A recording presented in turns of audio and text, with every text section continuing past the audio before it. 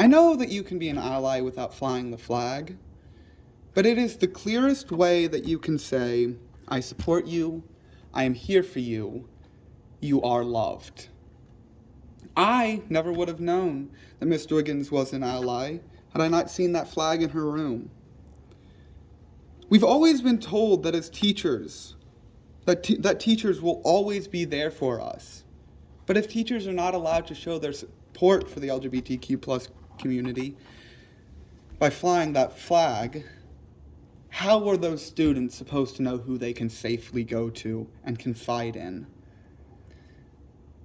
One of the biggest fears of LGBTQ plus youth is not being accepted for who they are, being rejected and cast out. According to the Human Rights Campaign Foundation, LGBTQ plus young people are more than twice as likely to feel suicidal, and over 4 times as likely to attempt suicide compared to heterosexual youth. According to one study, a third of transgender youth have seriously considered suicide, and 1 in 5 has made a suicide attempt.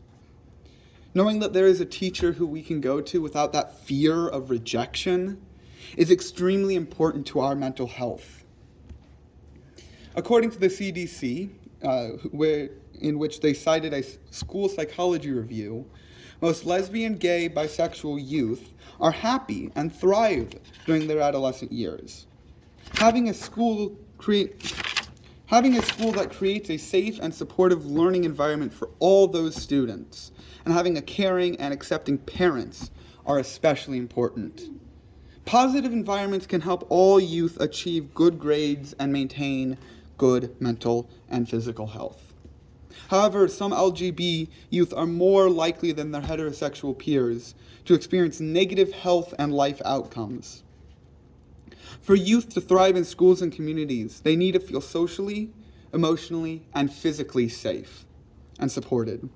A positive school climate has been associated with decreased depression, suicidal feelings, substance use, and unexcused school absences among LGBT students.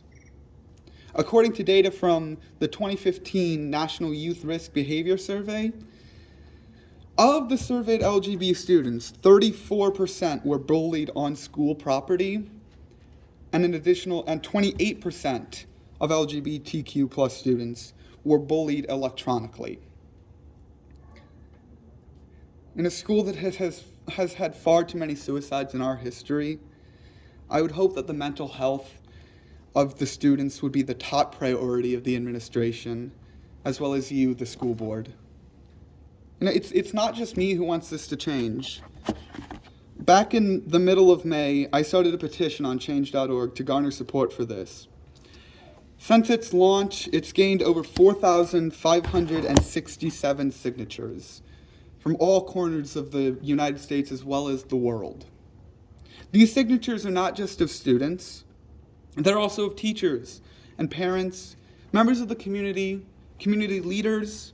I even have a few members of the Indiana General Assembly in this binder, as well as people who have no ties to Pendleton, but they believe in and support this cause.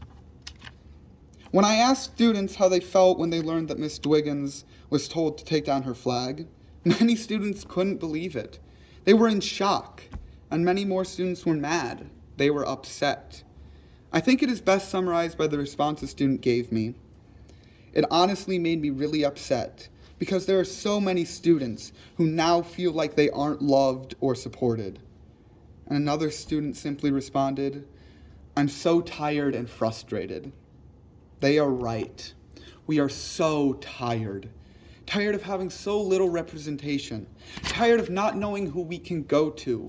Tired of people pretending like we don't exist and pretending like our feelings don't matter.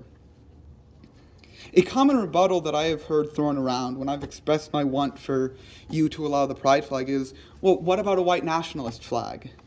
My response to that is, these groups are not oppressed like the LGBTQ plus community is.